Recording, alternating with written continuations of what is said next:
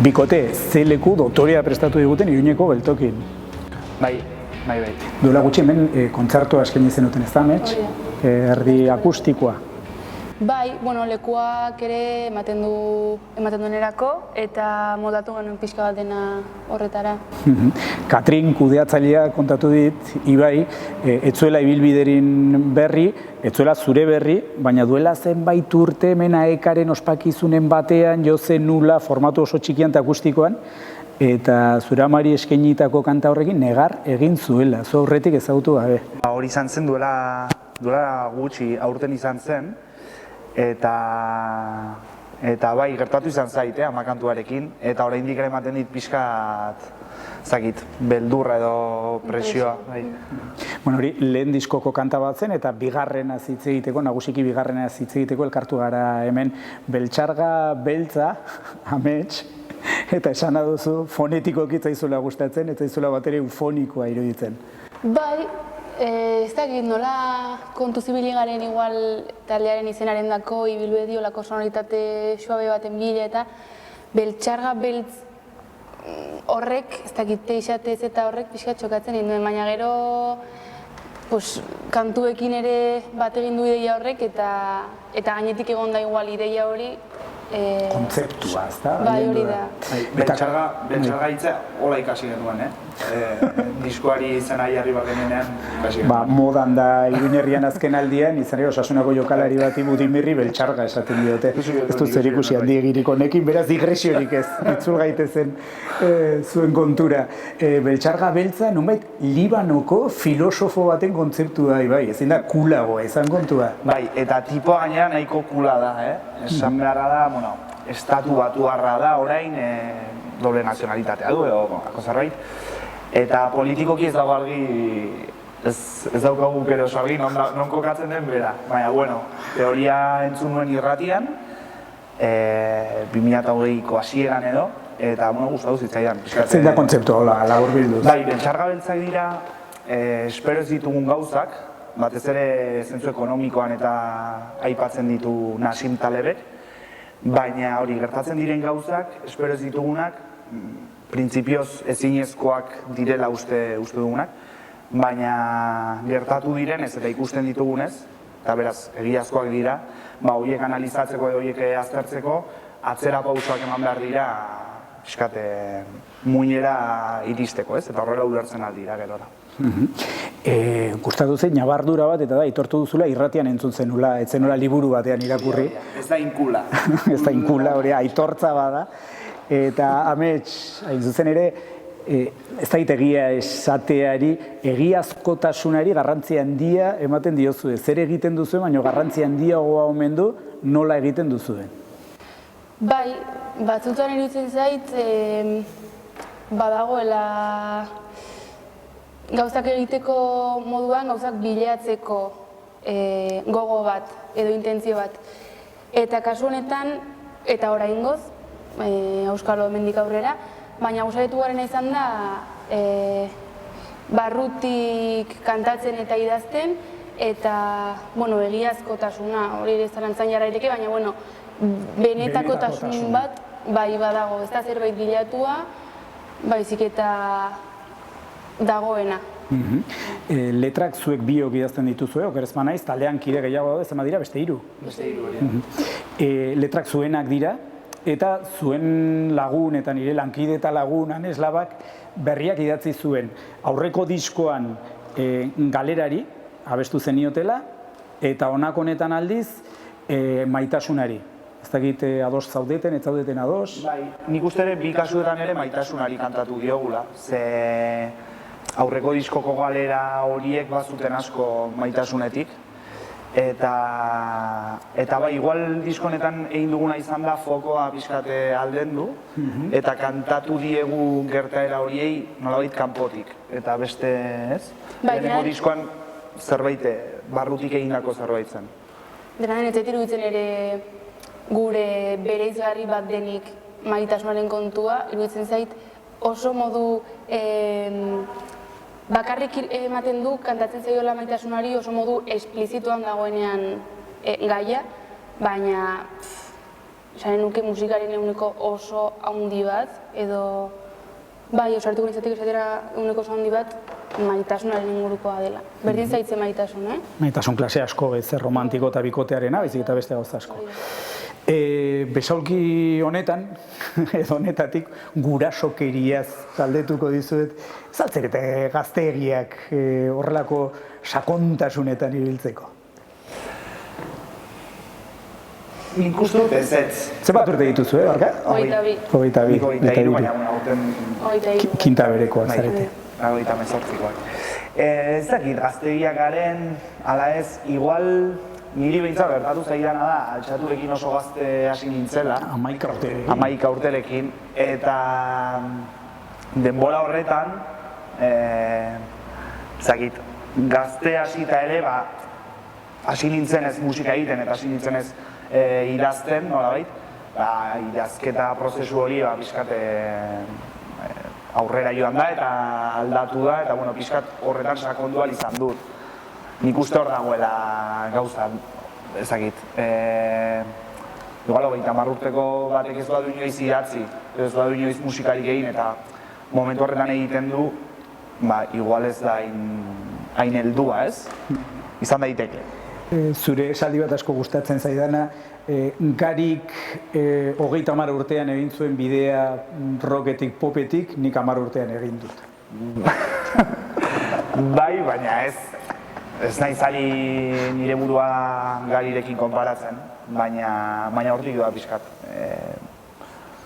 Geroz eta lehenago hasi, igual geroz eta lehenago aldatzen duzu zure estiloa edo gauzak egiteko modua. Peio Arginarena, Euskal Herria Irratiko lankidaren beste esaldi bat, martxa honetan Ibaiko 35 urterekin Gregorianoa abestuko du. Bai, posible da. Gero ere, ez dakit, mendik 10 urtera igual metala egiten nago, ez dakit. Gero, entzuten dugun musika oso ezberdina da, eta poparen kontu horrekin eta gero, bakoitzak dituen gustuak eta bakoitzak entzuten duen musika oso ezberdina da. Amets, zuk egiten duzuen musika egitea, erabaki omen zenuen Silvia Pérez Cruzen kontzertu baten ondotik. Bai, hitz egina genuen lehenagotik ere, betikoa bai, zerbait egin behar dugu, baina, etzegoen nola momentu bat esateko, ja. Eta datekin oso txarra naiz, baina izan nuke 2018 zela, aretarekin, beste taldekide batekin joan nintzen kursalera Silvia Pérez Cruz ikustera. Eta, initzat izan zen kontzertu hori, denbora pila bat eraman bera zuzenan ikusteko zain. Eta senditu nituen gauza batzuk, ez dakit, atera nintzen hortik esan ez hau, baina honen antzeko zerbait sentiarazi nahi diot nik edo saiatu nahi dut behintzat beste jende bati. Eta esan genuen, ginen dugu talde bat, mendik aterako da, igual deusa, ez da igual... Musika taldea baino lehenago, WhatsApp taldea. Hori da, eginen dugu WhatsApp talde bat, eta geraziteken hori afari batean eta jazta, baina atera zen. Egiten duzuen musika egitea erabakitzen duten formula hori erabili dut etiketarik ez jartzeko. Izan ere, badakit, badok.euseko lagunak saiatu zirela etiketa bat jartzen, saiatu ez, jarri zuten, webgunean ibilbediri jarri zioten traola bat, pop folk, eta ez zaizue bat ere gustatu. Niri pertsonalki berdin zait. Bai, ez da, niri oso txarra izan ez beti musika ere klasifikatzeko, edo esateko hau da, ez dut inoiz ongi jakin egia esan. Eta gure taldearekin ere kostatzen zait. Bai, posibak izaten du askotan, poparen barruan sartzen dugu, popak hartzen duelako, kasi, ez dakit, musika akademikotik eta herri, ez dakit, oso zaila irutzen zait mundu hori dena, baina bai hartzen duela asko hartzen du. Eta orduan hor barruan egon da, ja noruntzen ematen dituen... Zuk aldarrikatze duzu, abizenik gabeko popa okerezpan naiz. Bai, iruditzen zait, etiketen kontuarekin beti izan ditut burua usteak eta beti izan dut kriston eztabaida pertsonala edo, ez zait iruditzen ona denik musikari ontzat etiketen barruan sartzea. Ze demagun nik hemendik 10 urtera zerbait ezberdina egin nahi badut, eta aurretik ja jendeak uste badu nire musika estilo honetakoa dela, gero kostatzen da hortik ateratzea, ez? Orduan, etiketak... Ematen du traizio bat dela. Bai, eta ematen du traizio bat dela. Orduan, Beñatek, Iliki Freskok esaten zuen, berri txarraki esaten altzitzaion gauzarik okerrena, poperoak zirela esatea zen, garai batean. Baina gero aldarikatu zuten, esan dut, 3 arima zituztela eta horien arteko bat popa zela, poparen melodia, ez da? Eta hori aldarrikatzeko eta horrek funtzionatzeko lan egin behar da, orduan, hasieratik. Saiatzen bagara gauza horiek pixkat kanporatzen. Eta gero batzoen beste kontu bat, esaten zenuen popari abizena jartzen zaiola, popa menosten dugulako, gutxiesten dugulako Euskal Herrian. Bai, baita ere, pop folka, bai. Ezagit, zer egiten du folk izatea, violin bat egotea taldean, edo saxofoi bat egotea taldean, ezagit. Instrumentuen zera hori ikusten gainitu dugula, aspaldi. Eta gaur egun edozein musika estilo egin daitekela, edozein musika tresnarekin. Hori da, pixka bat. Bai, gero, Iruña oso rock zalea izan da, behintzat, ospe hori du, Euskal Herriko hiriburuen artean Bilborekin batera, akaso rock zaleena, akaso hemen punki xamarra da popa egitea, amets? Edo bada, gurasoak akabatzea, modako beste. Guraso rock zaleak akabatzea, legia barkatu amets. Bai, ez lasai. Bai, baina uste dut ez dela bakarrik poparekin pasatzen ari. Uste dut pasaitugula duela ezein beste arresi batzuk edo ari garela pasatzen eta musika estilo askorekin ari dela pasatzen. Osea, talde asko dago beste gauza batzuk egiten eta orain hasi dira onartzen. Edo, ez dut uste bakarrik poparen kontua denik. Popari dagokionez, Balerdiren referentea bazenuten, esan dut, Iruñean bideo hori zabaldu zuen, ez da power pop esaten zuten haiek, edo bintzat Zarak Alazioen power pop egiten zuela, Iturrama institutuko ikasleak zarete? Bai. Ez da, Toño Muro, Balerdiko abeslariaren ikasleak ere izan zareten? Ze txikia den Iruña. Nik behintzat ezagutzen dituen, baina egia da nire etxean edo nire bizitzan ez direla bereziki presente egon. Bai, nahiko kultuzko taldea izan da, eta bada, orduan, guai dago ere gure aldetik esatea guretzat referente bat direla. Zerbait nahiko undergrounda da, eta polita hori esatea, ez pixkat flipatzeko. Baina, bai, niretzat referenteak dira, eta gauzak egiteko moduan ere, hau da, guazen nahi duguna egitera, eta nahi, pretentsioan dirik gabe, ez?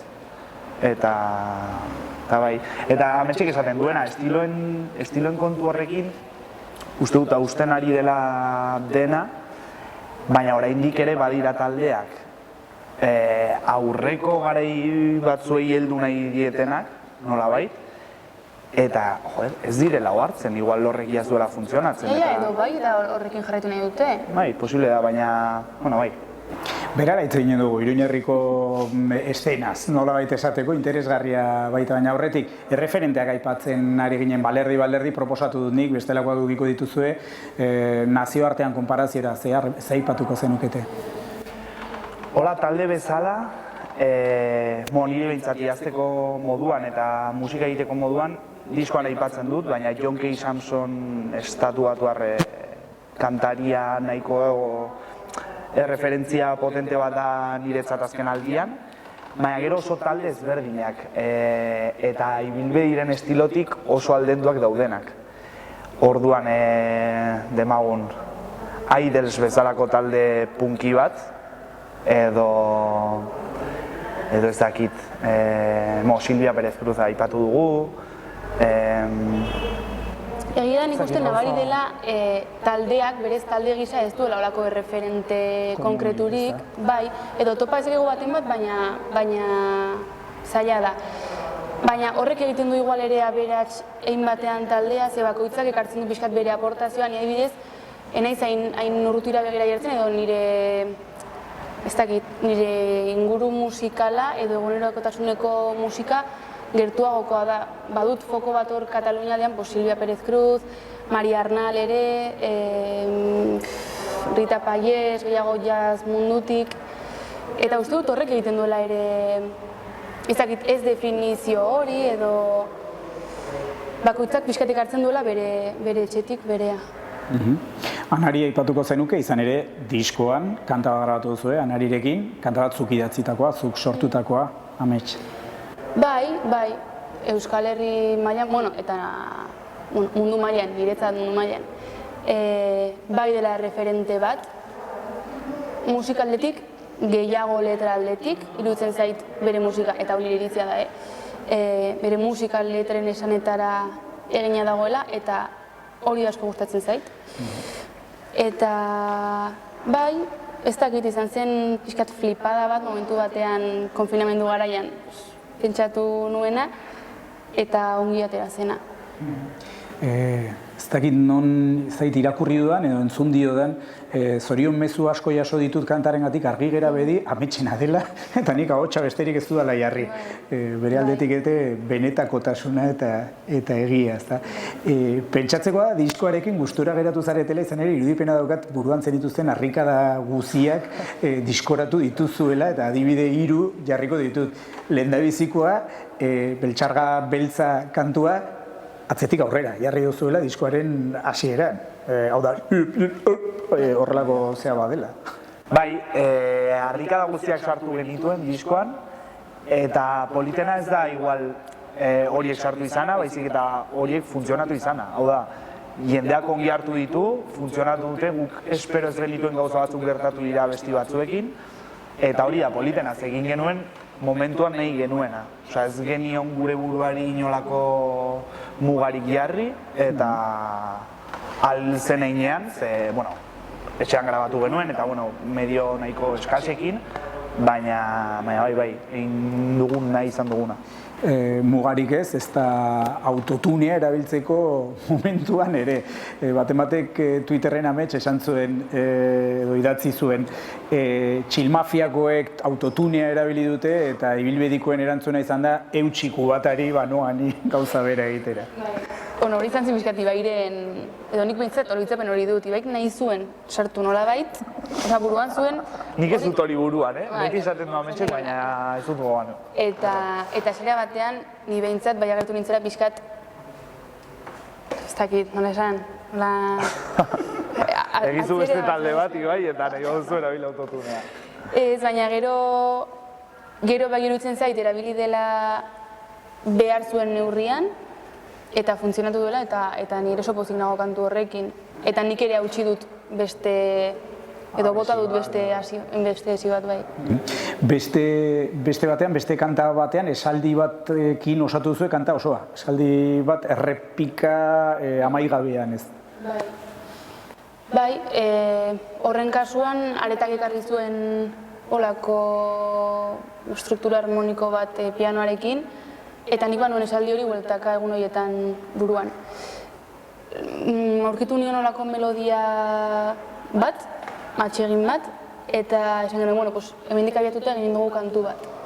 Baina beste buelta bat eman, esan genuen, igual gehitzea kentzea da, ez? Eta kasu honetan, kantua ulertuko dugu... Gainera, bai enegarrenez kantua eta iraez kantua, biak hasiera batean pentsatuak genituen interludio bezala diskoan. Hola, besti pixkat bitxiagoak, motzagoak, eta hori zen ideia, hasierako ideia, baina gero horri geratu ziren eta ez genion horri ere buelta behiago. Kantaren izenak nintzen aipatzen ari, orain jabetu naiz, akaso subkostientean banuelako enekiela iraez nola oskatzen den. Nola da? Ibuez. Ibuez, horrelako. Ederki, beste baterako dakigu dena dela, jita basozaina izaten ari da, ez da, okerrez bana, izlen ibili nahi sare sozialetan eta begiratzen abertzein zen Spotify eta YouTube eta enparauetan eta basozaina, ez da? Bai, nik uste hori gertatzen zaiela talde guztiei, ateratzen duten lehen kanta, ateratzen duten bigarren kanta izaten dela jita.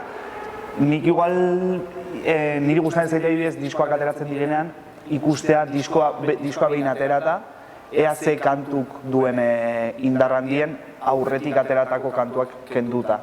Eta guretzat, sorpresa izan zen, ze orain bat gara kantua izan zen, eta guretzat zen kanturik naifena, kanturik niretzat ñoñoena edo, ez dakit nola esan. De hecho, ia geratu zen diskotik Bai. kanpo. Eta oso ongi funtzionatu, orduan horregatik esaten nuen jendeak, zinarekin. Bizuren elkarrezketan, txapen ere, esan zidan katedral bat ere diskotikat uztekotan ibili zirela, ze iruditzen zitzaien ez zuela indar handirik edo indar berezik. Publikoak agintzen du beti, eta hori gero pasatzen dira gauza batzuk zuk espero zituzunak. Osea, ateratzen dituzu kantu batzuk pentsatuz, honik funtzionatuko superongi edo beste hau pasako da pixkatola eta gero kontrakoa pasatzen da. Zeharkai bai, aipatu duzu autoekoizpena dela, diskoetxe batekin eginez gero aukera eukiko zenuketen harrikada hori guziak diskoan sartzeko? nik esan nuke ez, gauza batzuk behintzat ez.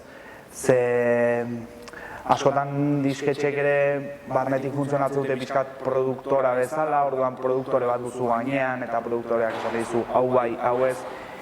Igual iraezkantua igual autotunarena bai, baina askoz ere modernoagoa eta askoz ere elektronikoagoa dena edo nik uste ematen duela Askatasuna. Bai. Denbora gutxi pasa da, altxatu utzi zenuenetik ibilbedin hasi zaren arte, baina denbora horretan zenbat aldatu den musikaren, ez da, sektorea, industria, biznesa, nola deitu, baina autoekoizpena garai batean pentsaezinak ziren oso jende gutxik egiten zituen eta kaso diskoetxea sortzen zuen hori egin ahal izateko eta orain askok eta askok egiten dute, edo autu hori hartzen dute. Gakoari ustez dirua da eta gaur egun 200 eurorekin disko bat grabatzen alduzu zuk etxean. Mikro bat eta portatil bat. Hala grabatu zuen. Bai, nik bat nuen, orain esan dezaket dudala estudio bat etxean. Garaiatez, zen hor bajeran, entzaiatzen genuen tokia eta hori, ordenagailu portatil batekin eta mahai batekin eta 2 mikrofonorekin. Eta asko aldatu da berriz diot, autoekoizpena gero eta gehiago erabiltzen den bidea amets. Ja, nik ez dut gehiago kontrolatzen mundu hori, baina gure kasuan aitortu behar dut ere sortea izan dugula Ibaik leku bat izateagatik, bera ere, interesatua dagoela kontu horietan, eta bera egonez balitz, guk ere ez dakiz zein egiten, badela hor lan handi bat ere aitortu behar dena. Aizu Ibai, eta arestian Kiliki Fresko aipatu duzu, txilmafiakoa, sekulako kalapita sortu da euskal kulturan, euskal sare sozialetan fenomeno honen kontura, eta lehen kanta sareratu zutelarik hor gazte arruntaren kopla, sekulako polemika piztu zen, eta zuk izkiriatu zenuen txio berrian ez duzu deus ulertu. Matematek ironia handiz esan zuen kamisetak aterako zituela, zait egiteko asmo gauzun edo ez. Egin nuke esan, igual bintzat niretzat. Eta beste bat niretzako, esan dute, shut up and take my money, nek alako bat nahi dut. Baina, zer esan nahi zen duen horrekin? Esan nahi nuen batez ere, gaur egun jende asko dagoela oraindik duela 10 urteko estena musikala ezagutzen duena eta hori jarraitzen zuena, eta gaur egun paradigma guztia aldatu da, gauzak ezberdin egiten dira, eta ez da estilo kontua da gauzak egiteko moduan. Eta orduan Twitterren oso bortitzak izatea eta gauza horiek, badirudi jendea ez dela inoiz kanporatera, hori Espainiako trap estenan duela 5 urte gertatu zen. Estatu Batuetan duela gehiago, hau da, oso sartuta gaude hemen, bai, eta musikariok uste dugu kanpora begiratzen dugula, eta baldin badakigu horrek funtzionatuko duela, ze funtzionatu du beste leku batean, saiatuko gara hemen ere hori egiten. Horra nik uste hortik doala. Momentuan ez duten ulertu, baina nik uste gero mundu gehienak ulertu duela, eta esan dutela, joder, bai, hau zen nahi zutena. Karo, nik ere igual ulertzen nuen, pertsonak igual ere ezagutzen ditudalako eta banekien nondik nora zebiltzaten. Genituen eta horrek abantaia ematen zigun, baina azaltzen genuenean ezagutzen genituela eta kasu okerari zarete, ez zarete duzu lertzen ari, kasu hurik bat ere ziguten egiten eta oseturen jabetuko zirela. Lehen elkarrizketatako bat, txilmafiakoei, amets, zuk egin zenien, ze webgunetarako, nola zen kontua? Lak. Eta ze Ze deritzozu fenomeno honi? Adi egon nintzen hasieratik, hori zure kebapa kantotera zutenetik, adi egon nintzen, eta banekien zerbait, ez dut esan nahi, nik banekien, ez, sin más, iruditzen zitzaidan zerbait pasako zela, gutxienez, iruditzen zait interesgarria. Dena jarri du hankaz gora, hausnarrarazi digu, niri behintzat ere bai, baitut nire kontrasanak ere eta nire diferentziak ere haiekiko. Justo hori dela positiboa, hau da, hori lortzea ere jendearengan pixkate zinegona sortzeak horrek ere egiten duela interesgarri proiektu bat. Eta esan behar dut ere, nik ezagutzen nuen pixka bat behinat, baina esan nion, nik ez banuke jakinen nortzaren edo zertaz ari zareten edo ez banintz ona etorri izan eta zuekin hizketan aritu, pentsatuko nuke, son una panda de edo zer gauza. Esan nien haiei, eta haiek erulertzen zuten. Bai, edo atera zintzaidan, eskizut ere olako hitzik esan nahi. Beira, gogoeta soziolinguistiko batera eginen dugu salto, ze euskaraz, gaztelaniaz eta euskainolez abeste dute, batez ere hitz egin, euskainolez, euskarazko elkarrezketetan ere, eta esate dute horren gibilean dagoena dela, Iruñerrian ez dagoela euskaraz bizitzerik. Zu amets, Iruñerriko euskalgintzako militanten gaiatua zara, Iruñeko euskaraldiaren koordinatzailea izan zara, adierazpen edo gogoeta horren aitzinean zer? Iruditzen zait badela hor ariketa zintzo bat, hori esateko eta egiteko, eta ez dut ukatzen hori denik haien errealitatea, baina nire zalantza da, esan dut, haietako batek eta nik bizi izan dugun haurtzaroa edo bizitza orain arte, etxetik kanpo ez dut uste gehiegi aldatu denik. Eta orduan kostatzen zait, gehiegi oso desberdina denik, barkatu. Eta orduan kostatzen zait batzutan ere jakitea edo jartzea muga bat non dagoen errealitatearen isla eta non pasatzen garen ja erosotasunera edo aitzakiatzat erabiltzera errealitate horren argudioa. Kostatzen zait. Eta zer gertatzen ari da Iruñerriko estenan, musika estenan, lehen hasi gara pixka bat, eta esan du, gero itzinen dugu horretaz. Txilmafiakoek misteipa atera dute, Bronken Brothersekoek diskoa atera behar dute, zuek ere atera behar duzu, da, ez dakit musika urbanoa donola deitu Txilmafiakoena, hor ere arazoak rap, trap eta enpara hobekin, enaiz hartuko, Bronken Brothersekoek egite dute New Orleanseko musika, zuek popa, oso kontu eklektikoa edo heterogenioa, baina borborka, zer gertatzen ari da? Nik uste hor daudela bi gako, bat da hizkuntza eta bestea da gauzak aipatu izan dut, baina gauzak egiteko modua. Alde batetik hizkuntza erabaki dugu gazte izanik, Iruñerriko gazteak izanik euskaraz kantatzea. Eta... Baina hori bazegoenena guztiak. Ekialdekoak, esan edo, Iruña aipatzen ari gara, baina taldeko gainontzeko kide guztiak amets izan ezik eta areta izan ezik. Eta areta izan ezik, baina Zangoza, Irunberri aldekoak. Bai, Zangoza, Irunberri eta Herriberri, bai. Bai, aurretikoa zegoen, egia da, baina igual da gure garaia delako eta orain bizi dugulako hori eta niri sentsazio hori ematen dit. Seguro asko euskarak badu zer ikusirik, izan ere, aipatu dugu oso musika estilo ezberdinak direla, baina hiru talde horietako kideak ikusi ditut nik, hau da, zuek biok eta Kiliki Fresko eta Broken Brotherseko Jon Celestino, Iruinkokoa, Iruñeko zera jauteri euskaldunean, hirurak horre esku hartzen, zai taldekide gehiago zeuden, ezagutzen zaituztedanak, hor zeundeten denok eskutik hartuta.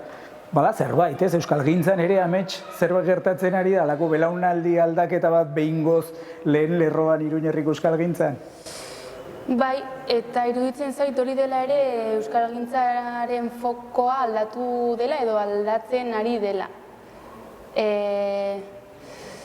Bai, askotan pentsatu izan dut, badaramagu zama bat edo motxila bat erru batekin edo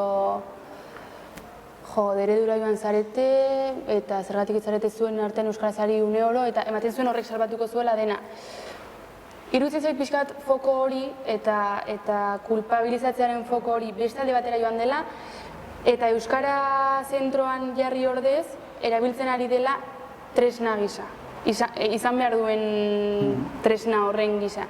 Eta horren eredu eta adibide onena da segurazki Iruinkokoa. Aitzakia, euskaraz sorturiko zerbait da, baina ez da euskaraz aritzeko sortua, baizik eta hori hor dago, se da por hecho euskaraz izanen dela, eta horrek asko laguntzen du. Ez izatea esplizituki gaia. Interesgarria dena, denboraldetik oso gaizki goaz eta amaitu behar dugu beraz. Aipatzen ari ginen Iruin herriko estenako bi elementu hartuko ditut, batetik txilmafiakoak. Kiliki Freskok oso argi dauka petatu nahi dutela eta musikatik bizi nahi dutela. Jon Celestino, Broken Brothers, zuek baino desente zaharragoa da, zuek eta nire arteko erdibidean dabil, eta bizitza osoa darama iskin egiten arrakastari. Esan dut oso ona da, nahi izan ezkero mainstream izan entzen hainbat proiekturekin, baina horretara hurbiltzen aldiro uzten du, eta beste zerbait hartzen du underground izaten segitzeko. Zuen asmoa, zuen desira, zuen nahia mundu honetan, musikaren mundu honetan, ibilbedirekin, zein? Hau ez dugu nizitzekin, igual honek esanen dago eta nik beste bat, Bai, nik musikan hasi nintzenean nik banituen ideia batzuk. Eta pixkat aldatu dira orain eta uste dut gauza batzuk lortu ditu dela. Nire buruan nituen gauza batzuk lortu ditu dela. Pasain igandean Larrabetzun izan ginen, eta esan nuen amets bat zela bertako gaztetxean jotzea. Gauza bat, badira olako gauza txikiak, ez? Hori da, egin beharko nuke zerrenda bat. Edo zure kantuak beste batek kantatzen dituela ikusteak. Zuk aipatu zenian behin, nola ama kantuarekin, nola zerbait hain pertsonala izanik, nola bilakatzen zen unibertsal, zen mundu askori gertatu zaio, jende askori gertatu zaio, olako egoera bat, ez? Nik uste olako gauza txikiak direla. Musikaz bizitzea, bai, gustatuko litzaiake. Oso zaila ikusten dut, baina geroz eta errazago. Eta posibleago. Baita Iruñetik abiatuta ere, aurrekoan Mikel Tabernak idazleak esaten zidan, iruditua duela azken bola honetan sortzaile gazte nafarrentzat asko zailagoa dela garai batean baino bereganatzea, haiengana erakartzea euskarazko hedabide handien fokoa edo diskoetxe editorial handien fokoa. Sentsazio hori daukazu edo ez? Nik ez. Nik aibidez ez, ze iruditzen zait hedabideak badaudela. Badakitela zerbait gertatzen ari dela Nafarroa garaian. Igual eskaintza antzagoa da. Bai, eta adi daude. Eta guk kontzertuekin ere gertatu zaigu. Hemendik aurrera ditugun kontzertu guztietatik 15 kontzertu edo eta 3-4 dira Nafarroan. Baina lehendabiziko diskoarekin, ene uste apalean, merezi zenuten, baina asko zoi hartzun, urriago auki zenuten 15 zarago. Ne harritu ninduen. Oso argi neukan sekulako disko txarra zela eta... Ni posten naiz, boom txiki hau diskonekin edukizana. Bai, posten naiz, uste dut momentu horretan, oraindik ez ginela talde bat, ginela 5 musikari elkarrekin jotzen, baina ez ginela talde bat, eta gauza asko zegoela oraindik lantzeko eta ikasteko, eta oraindik badaude, baina... Ez dakit, ez dit bulta gehiagik eman ere horri egia esan. Mazu pozen bazara, gu ere bai. Plazer handia izan da diot, amaitu behar dugu, hor errealizatzailea daukat. Moztu beraz, plazer handia, zuen solasean aritzea, ibildadila zuen proiektua.